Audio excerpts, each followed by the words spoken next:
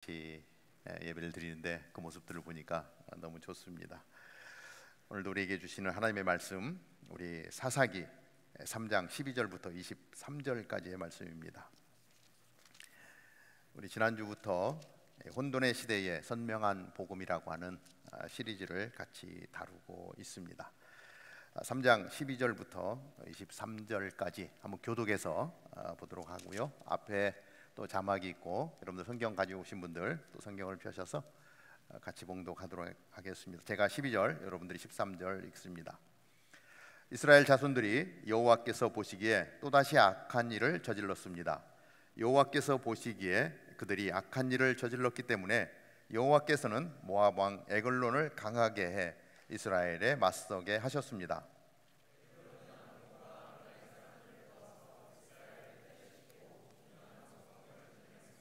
그리하 이스라엘 자손들은 18년 동안 모압 왕 에글론을 섬겼습니다.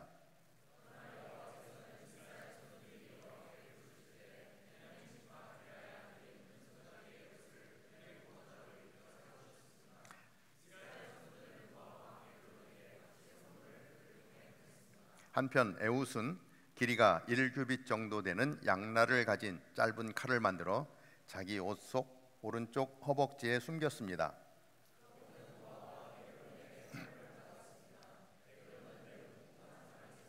에훗은 선물을 바친 후에 그것을 운반한 사람들을 돌려보냈습니다.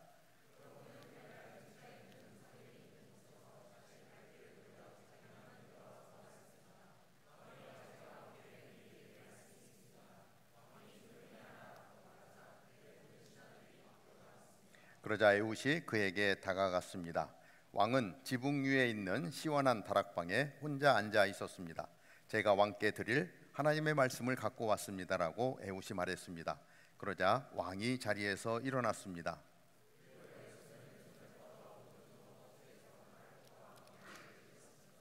칼의 손잡이도 칼날을 따라 들어갔습니다. 에훗이 칼을 왕의 배에서 빼내지 않아 몸속의 지방이 칼날을 감싸고 등 뒤로 나왔습니다. 에훗은 곧 밖으로 나와서 다락방의 문들을 닫고서 걸어 잠갔습니다. 아멘. 우리는 오늘 에훗 사사의 이야기를 살펴봅니다. 우리가 잠깐 12절부터 23절까지 읽었지만 굉장히 드라마틱한 내용, 소설 같은 그런 내용으로 기록이 되어져 있습니다.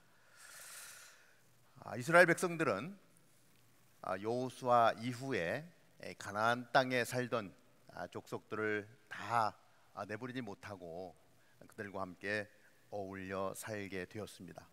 사실 이 사사기에 기록되어진 내용은 혼돈의 시대, 암흑의 시대라고 이야기할 수 있는 그러한 사건의 연속이 이어지고 있습니다.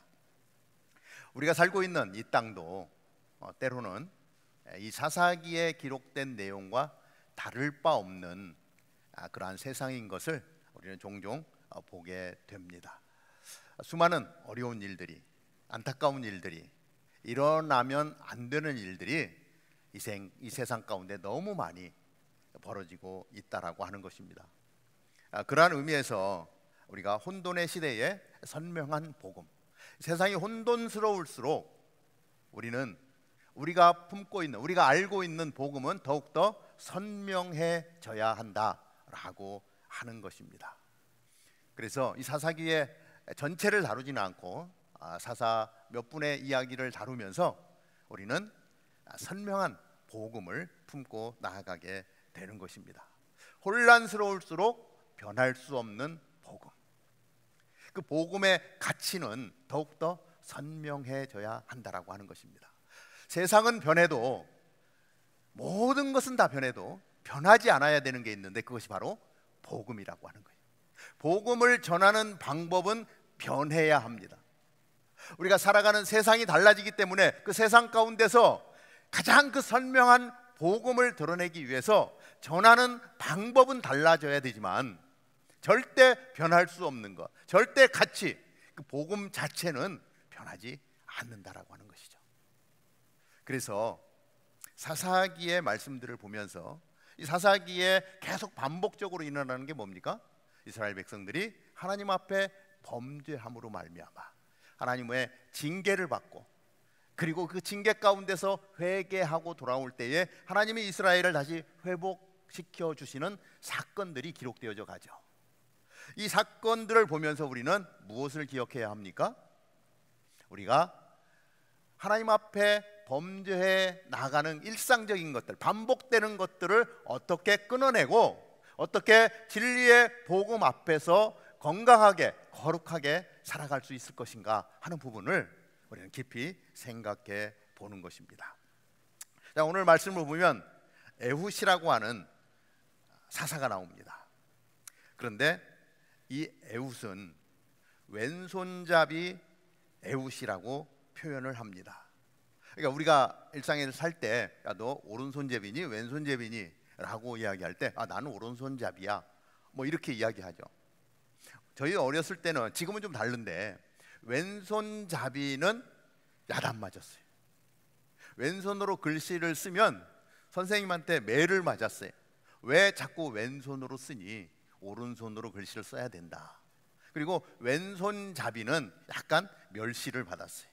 하면 안 되는 것처럼. 왼손잡이는 너무 억울하죠. 미국 오니까 왼손잡이가 굉장히 많아요. 야구 선수 중에도 왼손으로 던지는 사람들이 많고, 오른손에 익숙한 한국 사람들은 왼손잡이 투수를 만나면 맥을 못 추더라고요. 왜? 한 번도 경험해보진 볼이 날아오기 때문에. 자, 근데 오늘 사사기 3장에 나오는 이러한 시대에도 특별히 왼손잡이 에훗에 대해서 이야기하는데, 여기 원어적인 의미로 볼 때 그냥 오른손을 편하게 쓰느냐 왼손을 편하게 쓰느냐라고 이야기하는 것이 아니라, 이 원어적인 의미를 보면 오른손을 쓸 수 없는 상태를 이야기하고 있습니다. 그러니까 오른손을 쓸 수 없기 때문에 왼손만 쓸 수밖에 없는 에훗이라고 하는 것이죠. 자, 이스라엘 백성들이 하나님 앞에 범죄합니다. 자, 그래서 우리가 읽었던 12절에 보면 이스라엘 자손들이 여호와께서 보시기에 또다시 악한 일을 저질렀습니다. 여호와께서 보시기에 그들이 악한 일을 저질렀기 때문에 여호와께서는 모압 왕 에글론을 강하게 해 이스라엘에 맞서게 하셨습니다. 에글론은 암몬과 아말렉 사람들을 모아서 이스라엘을 패배시키시고 종려나무 성읍을 점령했습니다. 그리하여 이스라엘 자손들은 18년 동안 모압 왕 에글론을 섬겼습니다. 자, 사사가 활동하던 시기에는 전 이스라엘을 상대로 하지 않습니다. 사사가 기록된 내용들은 한 지역적인 내용들을 다루고 있어요. 그러니까 에훗이 활동하던 시대에는 뭐냐면, 지금 여기 뭐죠? 종려나무 성읍, 이게 무엇을 얘기하냐면 요단강 건너에 있는 사해 첫 시작하는 지점에 있는 여리고성. 여러분 여리고성은 잘 알죠? 하도 많이 몇 바퀴를 돌았냐 함성을 지르면서 무너졌던 여리고성, 이 종려나무 성읍이라고 하는데, 지금 에훗이 살던 시대의 이 장소의 배경은 여리고성 주변을 이야기하고 있습니다. 그러니까 이 모압 왕이 에글론이 모압 사람들을 모아서, 그렇죠? 아말렉 사람들을 모아서 여리고성을 점령한 거예요. 그리고 그 땅을 다스리고 있는 것입니다. 그러면서 몇 년 동안을 다스렸다고요? 18년 동안을 그렇게 다스리고 있습니다. 우리나라는 일제 36년의 시간을 보냈죠. 어른들의 이야기를 들으면 비참한 삶을 살았습니다. 우리는 이야기를 들어서 알고 있지만 실질적으로 그 비참함을 피부로 느낄 수는 없어요. 오늘 18년 동안 압제를 당했다라고 하는 것이 피부로 와닿지는 않습니다. 왜냐하면 한 번도 그러한 압제를 당해본 경험이 없기 때문에 그렇습니다. 내가 이해하는 상식 정도 선에서 힘들었겠다 정도는 되겠지만, 그것보다 훨씬 더 어려운, 정말 죽을 만큼 힘든 그러한 시대였다라고 하는 것을 보게 되는데, 자, 이스라엘 백성들의 지금 이어지는 그 스토리들을 보면은 그러한 상황 가운데 너무 힘든 거예요. 정말 죽을 만큼 힘든 거예요. 그러자 이스라엘 자손들이 어떻게 하죠? 15절이죠.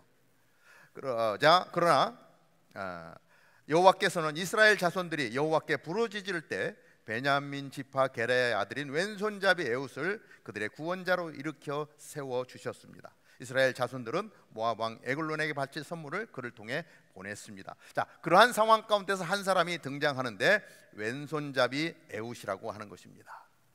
우리가 여기서 생각해 보는 것이 뭐냐면, 고난은 하나님께로 향하는 지름길입니다. 너무 자, 우리 고난을 좋아하는 사람은 없습니다. 난 고난 좀 당해서 새로워지고 싶어, 뭐 이런 생각을 하는 사람도 없습니다. 자, 이스라엘 백성들 가운데 18년이라고 하는 굉장히 긴 시간을 압제를 당하고 자기의 재물들을 빼앗겨야 되고 곡물로 바쳐야 되는 그러한 시기를 살았습니다. 왜 그렇습니까?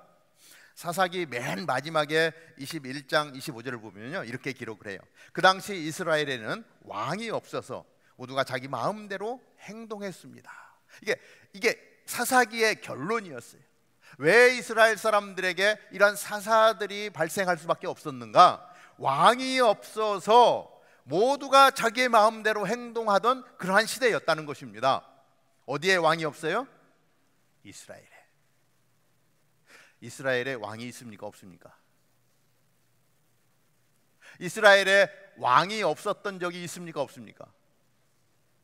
이스라엘에는요, 항상 왕이 계셨어요. 한 번도 왕이 없던 시절이 없어요. 이스라엘의 왕은 하나님이세요. 하나님은 언제나 이스라엘을 바라보고 계셨고 이스라엘과 함께 하셨고 이스라엘 백성들을 인도해 오신 만왕의 왕이신 거예요. 그런데 오늘 성경은 어떻게 기록합니까? 이스라엘에는 왕이 없어서.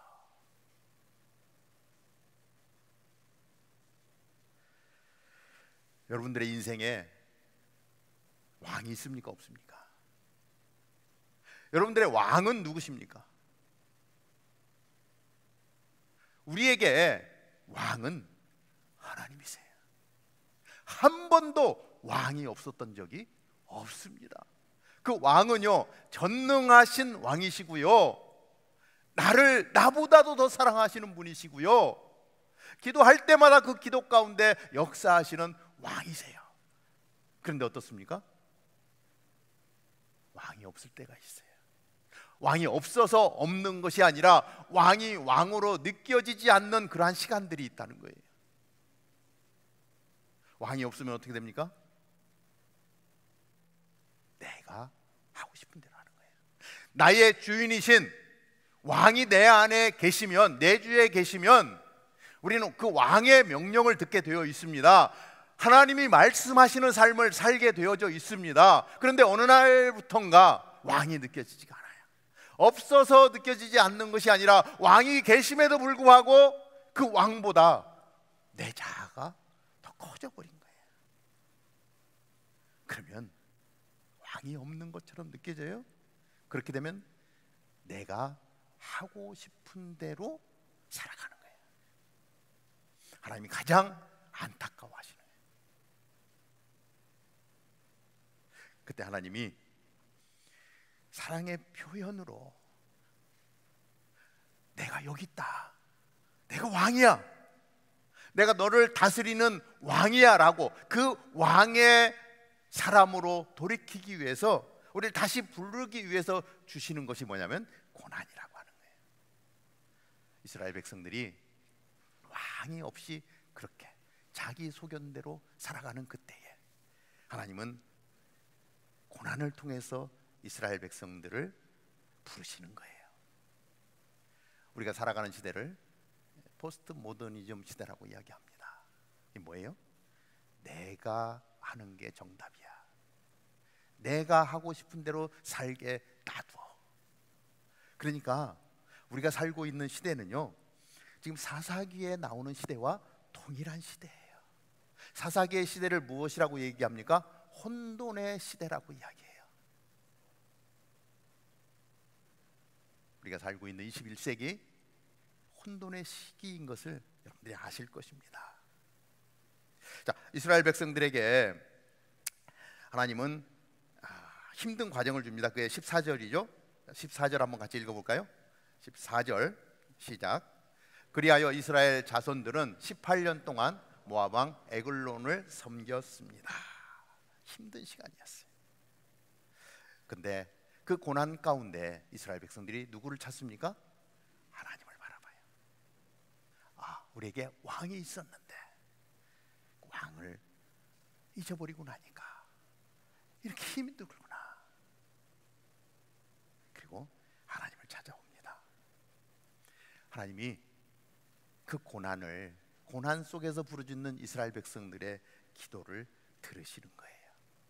이스라엘 자손들이 여호와께 부르짖을 때에 그 부르짖음을 안타까이 여기는 하나님께서 왼손잡이 에훗을 그들의 구원자로 일으켜 세워 주셨습니다. 하나님의 일하심이 시작되어집니다. 이 에훗은 이스라엘이 공물을 바치는 역할들을 했습니다. 자, 한 오른손을 쓸 수 없는 장애를 가진 사람이라고 볼 수 있어요.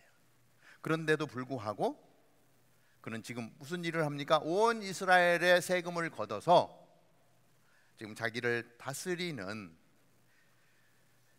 에글론을 향해서 나아가는 리더의 자리에 서 있습니다. 오늘 제목이 단점을 장점으로 바꾸자라고 하는 제목을 달았습니다. 에훗은 엄청난 단점을 가지고 있던 사람이에요. 그렇잖아요.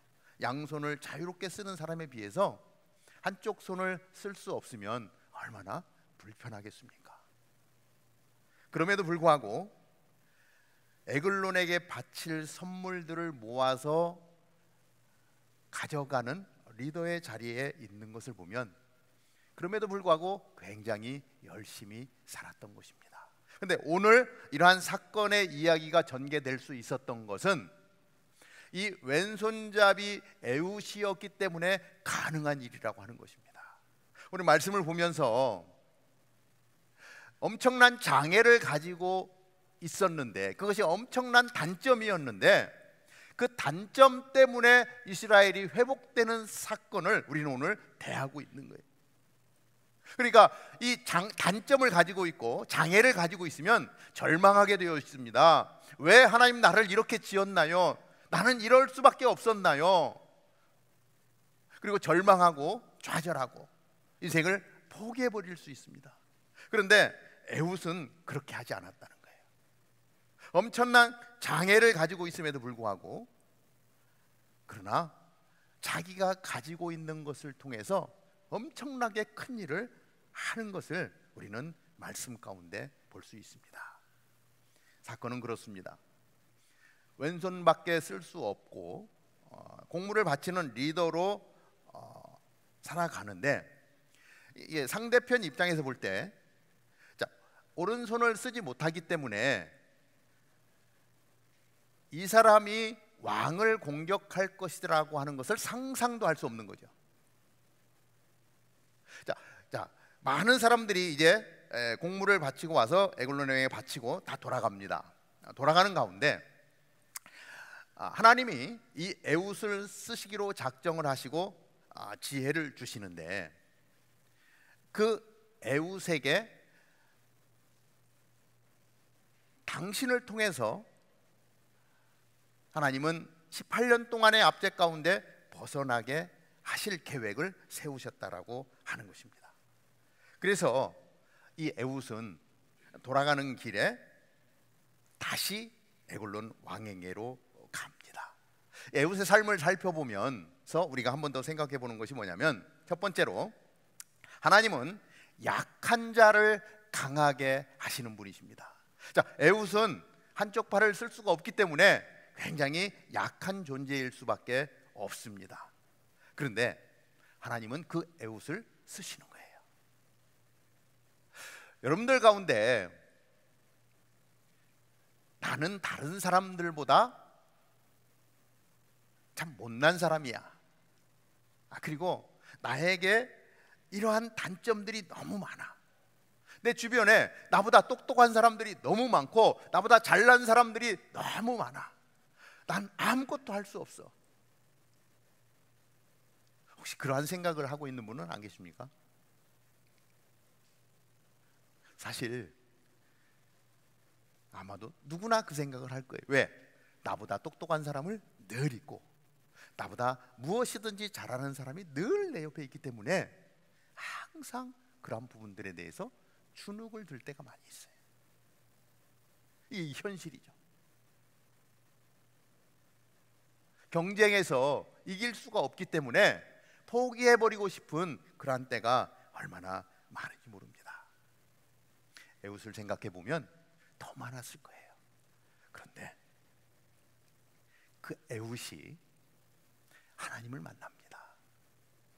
그래서 약한 자를 강하게 하시는 하나님의 은혜를 누리고 그 은혜 가운데 이스라엘을 회복시키는 놀라운 일을 감당하게 된다는 것입니다. 하나님은 약한 자를 강하게 하시는 분이십니다. 만약에 우리 가운데 나는 연약한 존재야, 나는 할 수 있는 것이 별로 없어라고 생각되어지는 분이 있다면 약한 자를 강하게 하시는 하나님을 만날 수 있게 되길 바랍니다. 고린도전서 1장 27절은요 이렇게 기록을 해요. 자, 그러나 하나님께서는 지혜로운 사람들을 부끄럽게 하시고 세상의 어리석은 것들을 택하셨고 강한 것들을 부끄럽게 하시려고 세상의 약한 것들을 택하셨습니다. 여러분 이해 갑니까? 하나님께서는 지혜로운 사람들을 부끄럽게 하시고 세상에 어리석은 것들을 택하셔서 어리석은 것을 택하셔서 지혜로운 자들을 부끄럽게 하신다는 거예요. 강한 것들을 부끄럽게 하시려고 약한 것들을 선택하셨다는 거예요. 예수님이 이 땅 가운데 오셔서 제자들을 선택하십니다.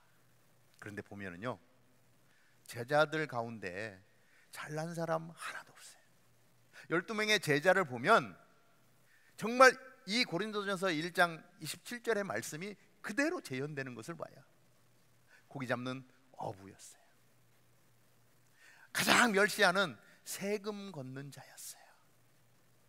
다 보잘것없는 자였는데 이 사람들을 통해서 세상을 바꾸는 엄청난 일들을 행하지 않습니까?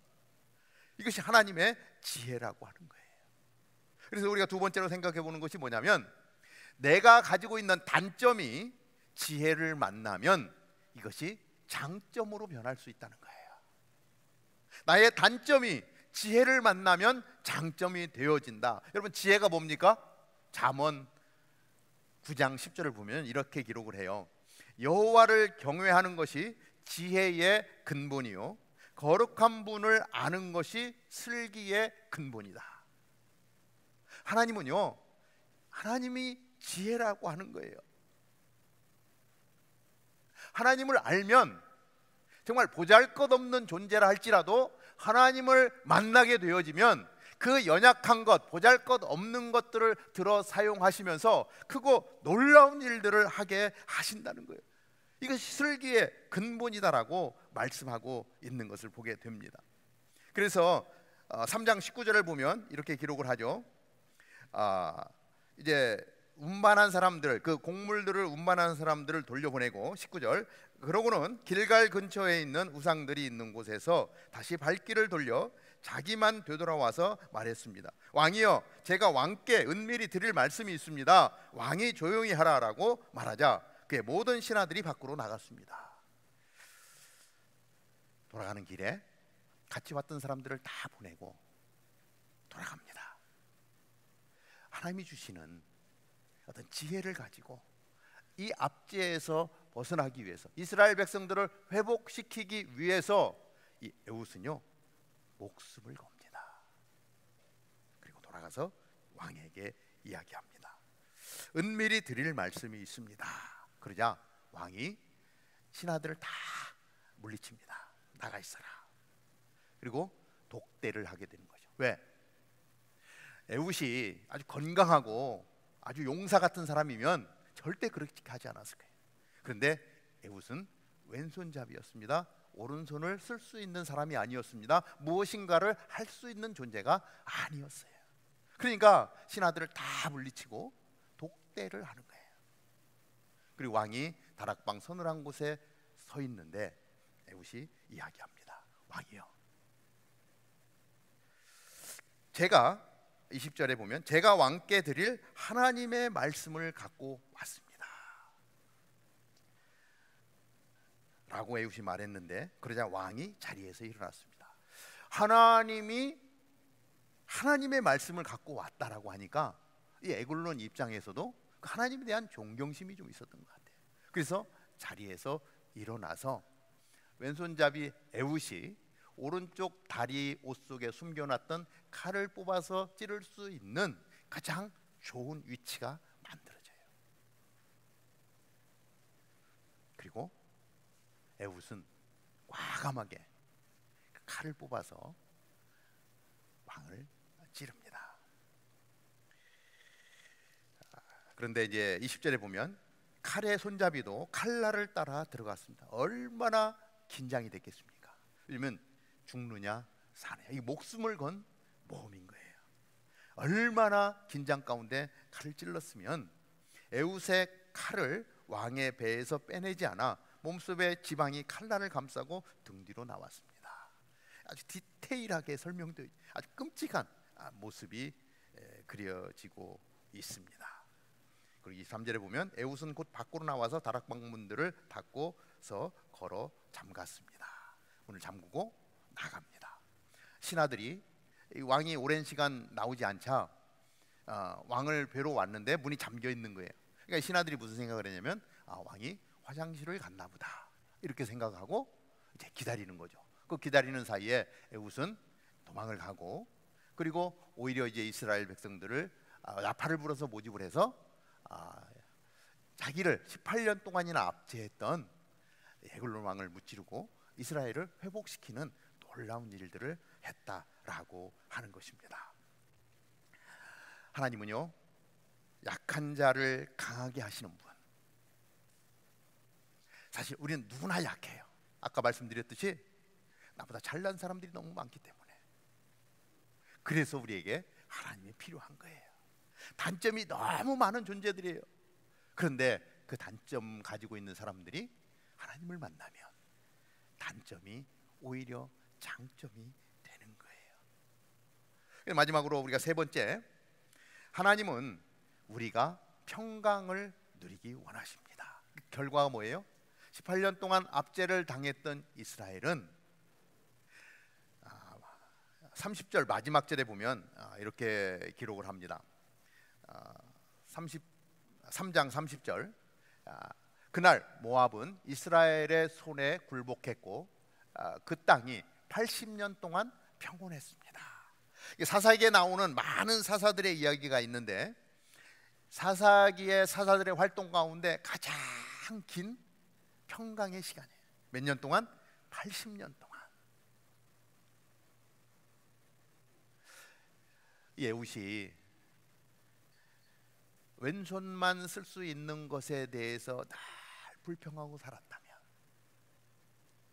보잘것없는 인생이 되어질 것입니다. 그런데 오른손이 불편함에도 불구하고 그는 그것을 불평하지 않았습니다. 하나님을 신뢰하고 왕이신 하나님의 지혜를 얻어서 이스라엘 백성들을 회복하는 놀라운 일들을 하게 하셨다는 것입니다. 단점을 이야기해보라 그러면 아마 여러분들 그냥 계속해서 이야기할 수 있을 거예요. 장점을 이야기해봐라 그럼 할 수 있는 것이 별로 없을 겁니다. 그러나 오늘 에훗의 이야기를 대하면서 내가 가지고 있는 연약함과 내가 가지고 있는 단점들이 변하여서 그것이 장점이 되어지고 하나님의 나라를 위해서 나에게 허락하신 나의 삶의 영역 가운데서 하나님이 주시는 평강을 누리게 하는 것, 우리를 향한 하나님의 뜻인 것을 오늘 사사기의 말씀을 통해서 한 번 더 생각을 해보게 됩니다. 지난 열흘간 코스타리카 선교를 다녀왔습니다. 코스타리카 땅 아마 안 가보신 분들이 더 많을 거예요. 정말 환경적으로 굉장히 열악한 나라입니다. 온통 철조망으로 집들이 다 쌓여 있는 것 같아요. 21명의 지체가 그 땅을 향하여 나아갔고, 사실 우리가 가지고 있는 것, 내놓을 만한 것 별로 많지 않습니다. 그러나 우리에게 하나님이 선교의 명령을 주셨기 때문에 그 명령을 따라서 이 코로나의 영향력이 아직도 남아 있지만 그 땅을 향해서 나아갈 수 있었습니다. 사실은 22명이 이제 비행기표를 사고 선교를 갈 준비를 하고 있었는데 한 자매가 갑자기 코로나 걸렸어요. 너무나 안타까웠어요. 왜냐하면 선교지에 가서 그 아이들에게 복음을 전할 그것을 위해서 연습을 하고 팀워크를 이루고 준비를 철저히 했었는데 코로나 때문에 할 수 없이 못 가게 되어서 21명이 갔습니다. 저희들이 그곳에서 만난 사람들, 정말 연약하고 보잘것없는 사람들, 내놓을 장점이 하나도 없는 것 같은 사람들을 들어 사용하셔서 그 땅 가운데 교회를 세우시고 그 땅의 영혼 구원의 역사를 이루시는 하나님의 일하심의 현장을 저희들이 다녀왔어요. 제가 먼저 티라세스 교회의 페르난도 목사님이라고 계십니다. 제가 10여 년 전에 저 교회를 방문을 했었습니다. 목사님 부부신데요, 10여 년 전에 갔을 때는 아주 교회가 작은 교회였어요. 다음 사진을 보면은 이렇게 예배당이 굉장히 커졌습니다. 예전에 처음 갔을 때는 저 교회의 절반 정도밖에 안 됐는데 2배로 굉장히 늘어난 거예요. 그리고 그때는 작은 1층짜리 건물이었는데 지금 지하로 아래로 2층, 3층까지도 지어진 굉장히 큰 교회로 변해간 것을 보게 됩니다. 그 다음 사진이 어떤 사진이죠?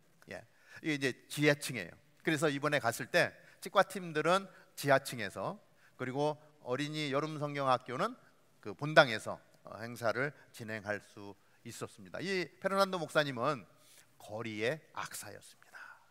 길거리에서 기타를 치면 사람들이 동전을 던지고 가는 거예요. 노래를 워낙 좋아해서 그렇게 떠돌이 생활을 하고 있던 중에 이 목사님이 예수님을 만나게 됩니다. 그리고 신학을 하게 되고 사명을 받고 조그만 개척교회를 시작한 거예요. 그곳에 10여 년 전에 저희 치과팀이 가서 그 교회에서 치료 사역을 했어요. 목사님 너무 좋아하시는 거예요. 300~400명 치료를 하고 왔는데 그때 치료 받은 사람들이, 그분들 입장에서는 그 교회가 너무 고마운 거예요. 한 번도 치과라고 하는 병원을 가본 적이 없는데 그 목사님을 통해서 치료를 받고 나니까 목사님 너무 고마운 거예요. 그러니까 목사님이 얘기하면 교회를 나오기 시작한 겁니다. 그리고 사람들이 많아지고 조그맣던 교회가 커지면서 교회도 증축하고 지하 2층, 지하 1층, 지하 2층까지 지금 만들어가는 그러한 과정에 있었는데 정말 거리의 악사, 뭐 내놓을 것이 뭐가 있겠습니까? 그런데 그러한 자를 부르셔서 하나님을 만나니까 그 열정과 그 은혜로 말미암아 교회를 세우고 그 땅에 영혼 구원의 역사들을 이루고 있었다. 그 땅이 쓰레기 매립장이에요. 여러분 상상해 보십시오. 그 나라의 온갖 쓰레기를 버리던 그곳에 교회가 세워지고 아름다운 찬양이 울려 퍼지고 있었다는 거예요. 다시 가서 목사님과 만나고 아이들과 함께 여름 성경학교를 하면서 앞으로 이 교회를 하나님이 어떻게 쓰실까, 그리고 거기에 놓여져 있는 의자를 보는데요, 감개무량한 거예요. 이곳에 와서 앉는 한 영혼들, 하나님 정말 이곳에 거룩한 예배가 드려지게 하여 주옵소서.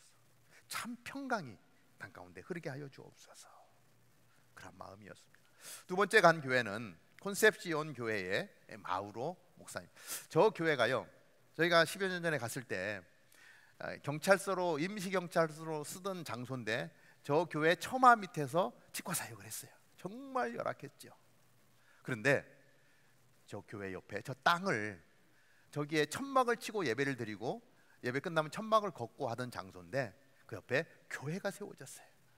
교회 그림을 한번 볼까요? 교회 내부에서 이렇게 우리 마우로 목사님하고 부부 사모님하고 같이 사진을 찍었습니다. 저 목사님 10여 년 전에 굉장히 젊었는데 머리가 많이 빠졌더라고요. 그래서 목사님 머리 어디 갔습니까? 그랬더니 우리 성도님들이 하나씩 다 뽑아갔대요. 저도 그렇습니다. 그러다가 근데 목사님 너무 기뻐하시고 저 교회가 저희 교회 실버성교회, 연세 만 65세 이상 되신 분들이 제가 그분들을 모시고 저 교회를 천막교회를 방문한 적이 있었는데 너무 안타까워서 기도하던 중에 실버 분들이 헌금을 했어요. 얼마를 헌금했냐면 3만 불을 헌금을 했어요. 그리고 그 중에 한 분이 설계하시고 그래서 설계해서 짓고 그 중에 한 분이 저기에 3개월 동안 살면서 저 교회를 지은 거예요. 네, 다음 사진 한번 볼까요? 여기서 저희들이 치과 사역을 그리고 BBS는 그 옆에 있는 장소에서 또 하게 되었는데 정말 첫 번째 건물 거기 마당에 천막을 치고 예배드리고 예배 끝나면 걷어가고 이러던 장소에 저렇게 교회가 세워지고 저희들이 사역을 하면서 그 영혼들을 섬길 수 있었던 것이 얼마나 좋은지 모릅니다. 자, 마지막으로 들렀던 교회가 있습니다. 트레시오 리오스 도시빈민교회인데요. JB 목사님이라는 분이 사역을 하고 계십니다. 이게 자동차 고쳐주는 공장이었는데 교회로 다시 꾸미고 저곳에서 거룩한 예배를 드리고 있습니다. 우리 전체가 이제 마지막 날인데 그 다음 사진 한번 볼까요? 전체가 이제 둘러서서 마지막 또 찬양을 드리고 예배를 하고 기도하면서 우리 사역을 마무리했던, 그리고 저 교회의 정면에 보이는 강대상 뒤쪽으로는 이제 2층인데 조그만 그곳에서 여름 성경학교를 할 수가 있었습니다. 하나같이 살펴보면 정말 보잘것없는 자들이고 상황을 보면 너무나 연약한 자들이고 비참한 그런 상황 가운데 있는 모습들입니다. 그럼에도 불구하고 하나님이 저들을 사용하시는 것을 봤어요. 동영상도 있는데 첫 번째 마약 갱생원이라고 하는 곳을 방문을 했습니다. 그 지역에 마약이 너무 많은 거예요. 그러니까 어릴 때부터 마약을 접하면서 인생이 다 망가지는 거예요. 그런데 이 어떤 한 분이 이분들을 살려야 되겠다. 그래서 자비를 들여서 공간을 마련하고 누구든지 이 마약에서부터 벗어나고자 하는 자는 여기 와서 같이 살자. 그리고 그곳에서 예배하면서 그들과 같이 3개월이든 6개월이든 본인이 있을 만큼 있게 하는 거예요. 정말 힘든 사람들이죠. 거기서 회복이 되어지면 나갔다가 또 마약에 빠져들어요. 그러면 다시 오는 거예요. 영상이 있는데 준비되는 대로 한번 들어주세요.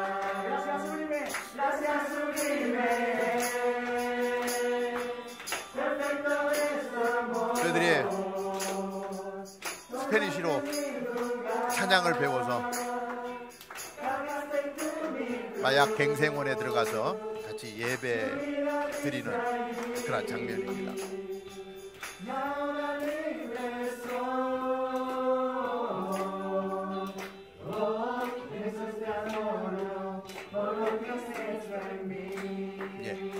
이런 분들이 바라보는데 너무 안타까운 거예요. 그런 분들이 너무 많다는 거예요. 그 갱생원을 세우신 분하고 대화를 나누는데 지금은 그 딸이 이제 어머니가 연세가 높아져서 딸이 많은 일들을 하고 있는데 자기는 죽일 때까지 이 일을 하겠다. 이곳에서 예배가 드려지고 영원히 살아나는 놀라운 일들을 감당하겠다 이야기하는데 얼마나 감사한지 모르겠습니다. 나중에 전체적인 내용을 우리가 영상을 한번 볼 기회가 있을 텐데요. 두 번째는 우리 치과 사역을 했던 영상인데 우리 잠깐만 좀 보도록 하겠습니다. 우리 마우로 목사님 교회에서 정말 교회가 저렇게 멋지게 세워졌기 때문에 저희들이 편안하게 사역을 할 수 있게 되었습니다.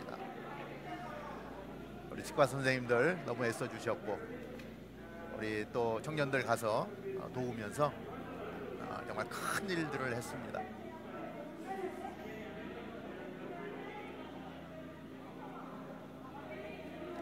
각 테이블마다 닥터 한 분의 내과 사역은 또 사이드에서 또 계속해서 내과가 이루어지고요.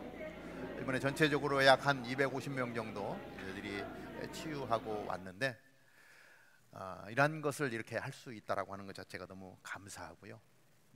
여름 성경학교도 아주 뜨겁게 진행이 됐습니다. 우리 짧게 여러분 성경 앞에 한번 보는데,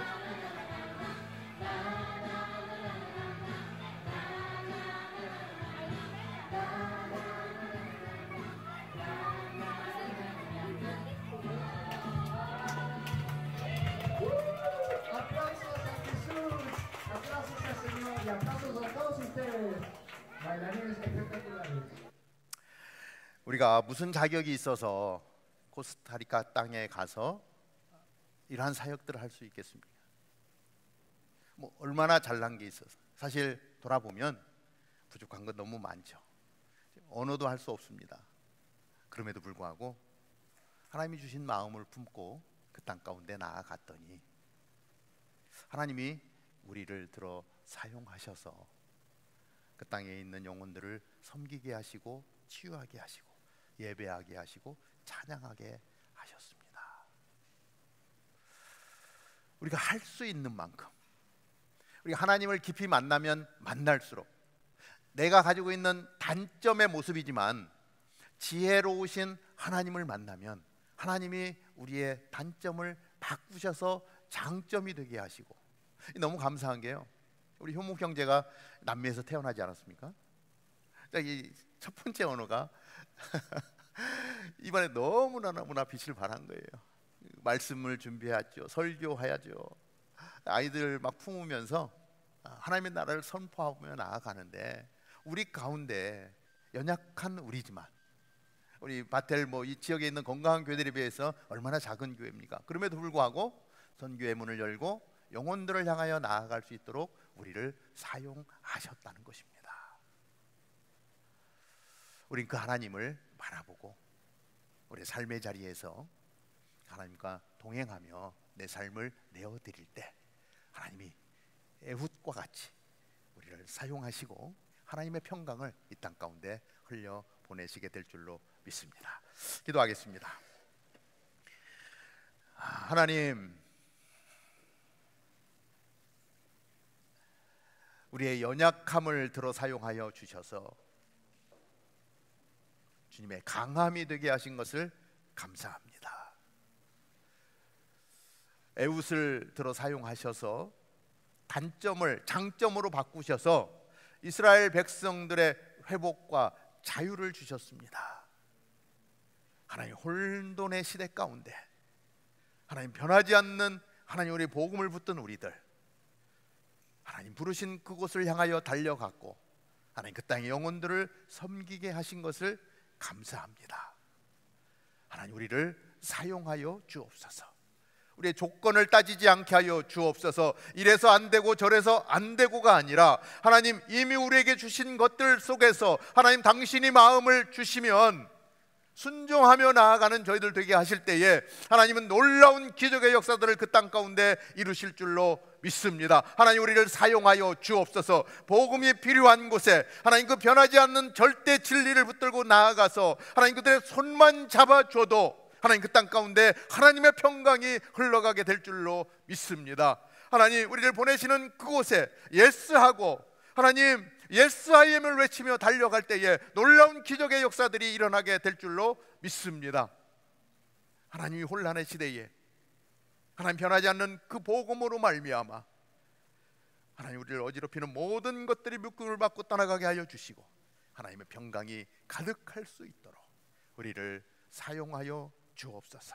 우리의 삶을 통하여 주님 영광받아 주옵소서. 예수님의 이름으로 기도하옵나이다. 아멘. 아멘.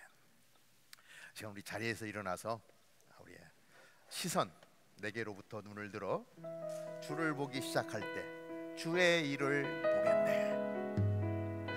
21명의 지체가 다녀왔지만 아니 우리 모두가 기도와 또 물질로 함께 해주신 것을 압니다.